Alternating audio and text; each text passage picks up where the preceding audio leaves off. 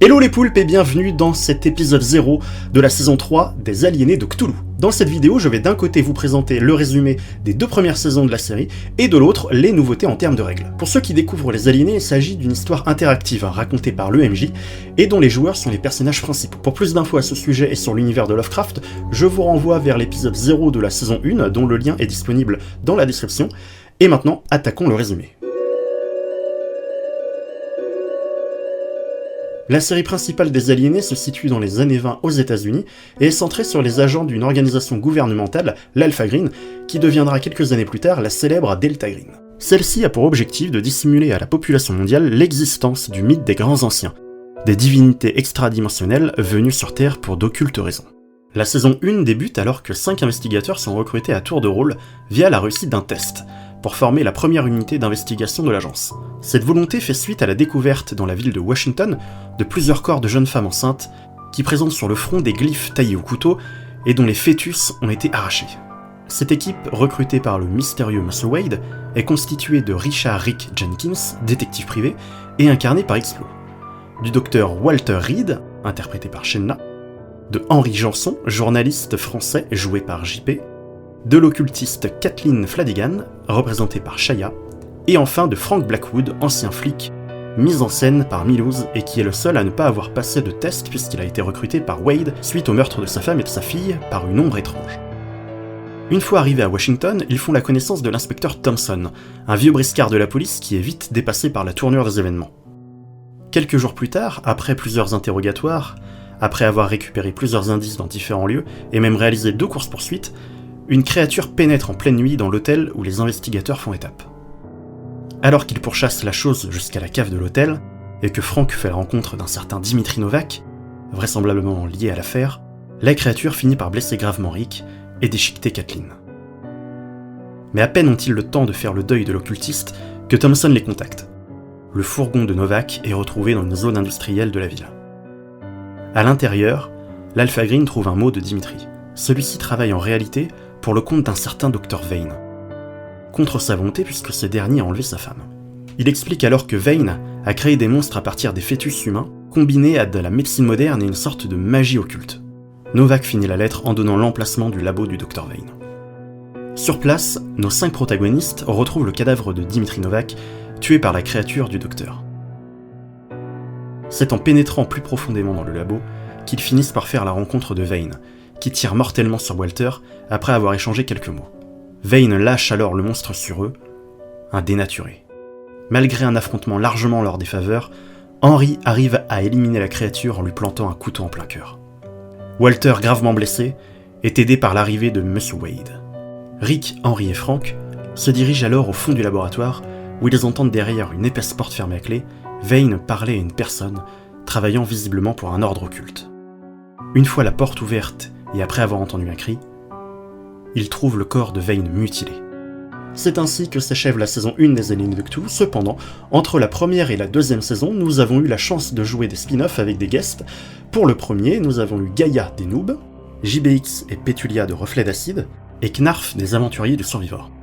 Dans cette partie, ils incarnaient un groupe dont l'objectif était de dérober, au sein de l'université miskatonique, une copie du célèbre Necronomicon, le livre occulte par excellence que l'on retrouve dans beaucoup d'adaptations littéraires et cinématographiques. Quant au deuxième spin-off, il était composé de John Lang, créateur du Donjon de Nullbuck, ainsi que de Lady Fée, Ghislain et Clémence, du Nullband. Ceux-ci interprétaient des enfants pris au piège dans une foire aux monstres en pleine nuit, au fin fond du Colorado.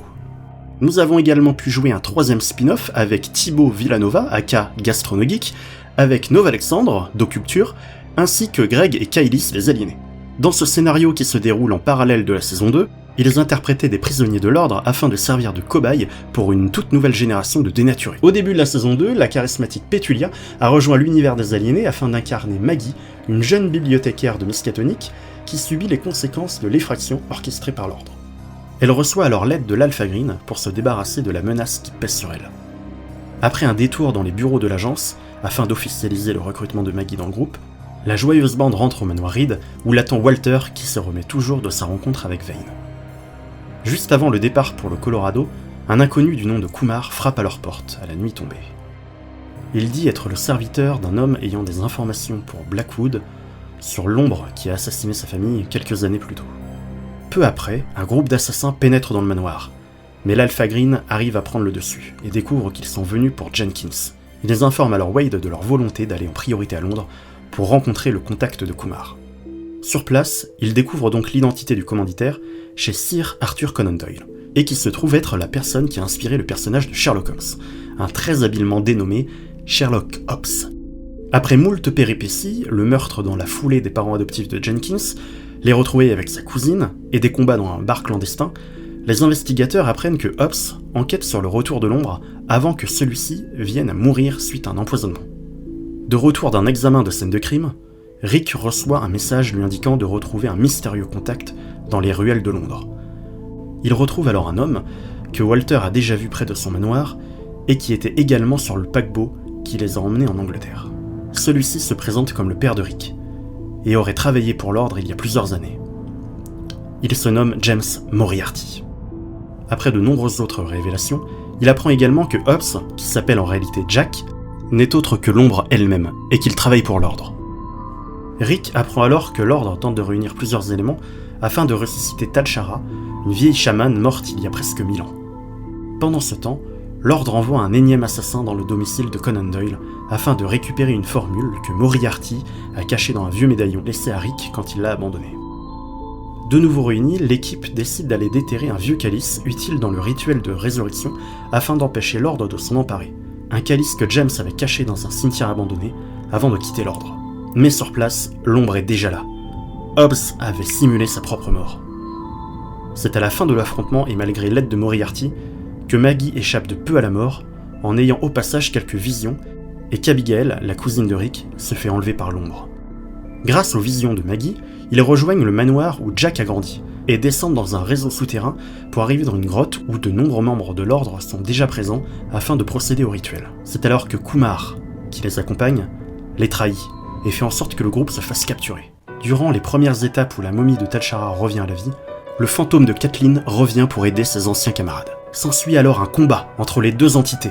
Le groupe de l'Alpha en profite pour se libérer et Jack de son côté se transforme en ombre. Kathleen arrive à prendre le dessus sur Tal Shara, encore très faible, qui finit par quitter sa vieille enveloppe pour prendre possession du corps d'Abigail.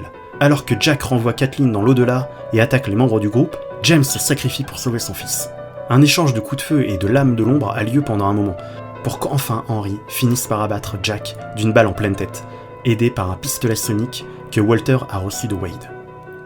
L'ombre implose et fragilise la structure de la grotte, pendant que l'ordre s'enfuit avec le corps d'Abigail. En fuyant, l'Alpha s'aperçoit que Frank est gravement blessé par une lame de l'ombre. Une fois dehors et en sécurité, Walter tente de le sauver. En vain. Alors qu'ils pleurent la mort de leur camarade tombé au combat, l'esprit de Kathleen apparaît une dernière fois pour le ramener à la vie et faire ses adieux, cette action lui permettant enfin de quitter son monde.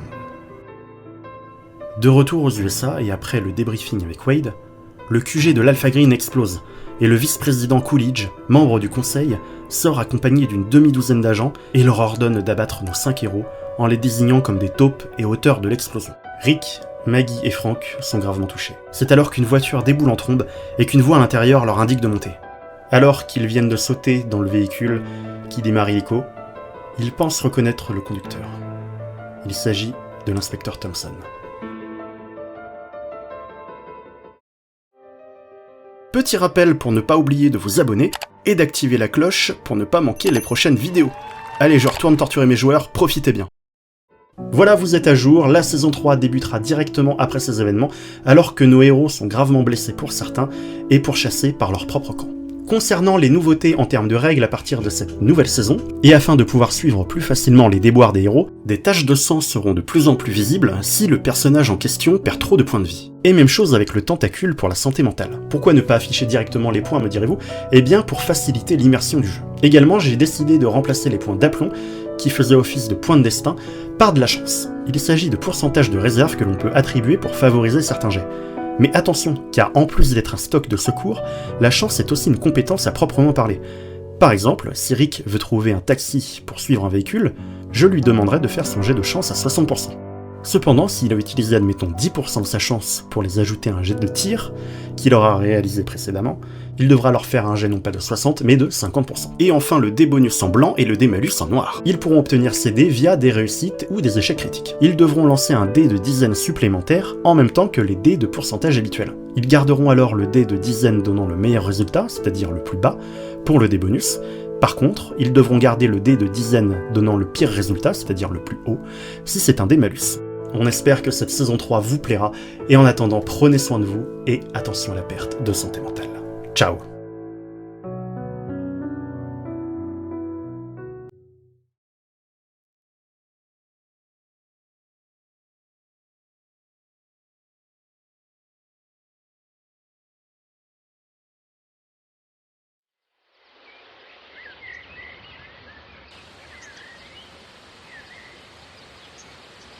Fais pas le con, petit gars. Qui est là? Ta sœur, Mais vous êtes où, bordel? cachée dans ton crâne. Quoi? Je suis ta conscience, banane. Ma conscience? Vous vous foutez de ma gueule? Bon, écoute, je suis là pour t'empêcher de faire une connerie, ok? Je vois pas de quoi vous parlez. Je te parle de la boîte dentalgique que t'as dans ta poche, petit con. Ce sont mes affaires, alors foutez-moi la paix. Perdu, sont aussi les miennes. Écoute, je sais que ça n'a pas été facile pour toi en ce moment, et que tu te reproches beaucoup de choses. Non, vous croyez? T'as perdu ton travail, t'as fait souffrir et fait fuir la plupart des personnes qui comptaient pour toi, sans compter que depuis tes gosses, t'as l'impression de pas être à ta place ici. Et qu'est-ce que vous voulez que je fasse? Que je continue de me réveiller toutes les nuits en sueur? Je veux que tu te ressaisisses. Regarde-toi. Tu manges à peine et tu fais peur à tes proches. Où est le garçon qui avait des rêves plein la tête et qui ne pensait qu'à les réaliser? Il est mort. Ah ouais, mais carrément. Eh ben tu sais quoi? Bah vas-y, fais-le. Ça vaudra peut-être mieux pour toi plutôt que de végéter des mois sur tes grosses miches. Je te préviens. Moi, j'ai créé un univers quand même. De quoi? Pour le jeu de rôle. J'ai créé un univers, moi. Les Aliénés, ça s'appelle. J'ai été recruter des joueurs dans toute la France. À Nantes, à Brest, à Biarritz, à Lyon, à Paris. J'ai créé une grande table pour qu'il et elle puissent jouer ensemble. Je l'ai voulu virtuelle pour qu'aucun d'entre eux ne se retrouve isolé à l'autre bout du pays. C'était compliqué, alors j'ai essayé d'expliquer ce qu'étaient les aliénés pour que tout le monde comprenne. C'était difficile, alors j'ai essayé de rigoler pour que personne ne s'ennuie. J'ai raté, mais je veux pas qu'on dise que j'ai rien foutu. Parce que c'est pas vrai. Non, mais je gueule.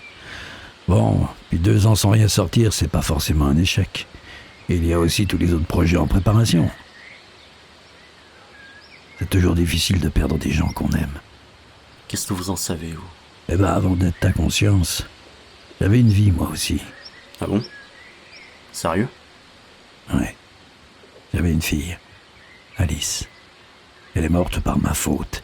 Et malgré mon suicide, je continue d'exister. Qu'est-ce qui s'est passé? Accident de voiture.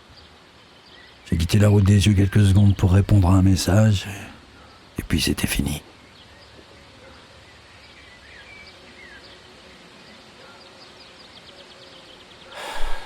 Je suis... désolé pour votre fille. Ouais. Bon, tu vas faire quoi maintenant? Eh bien, je crois qu'il est temps que je bouge mes grosses miches et que je continue de tourner la saison 3, d'écrire les 2 dernières. Bien, très bien. Par contre, tu sais que t'es pas obligé de me répondre à voix haute à chaque fois. Sinon, tout le monde va te prendre pour un aliéné. Ouais, elle est pas mal. Ouais, je trouve aussi.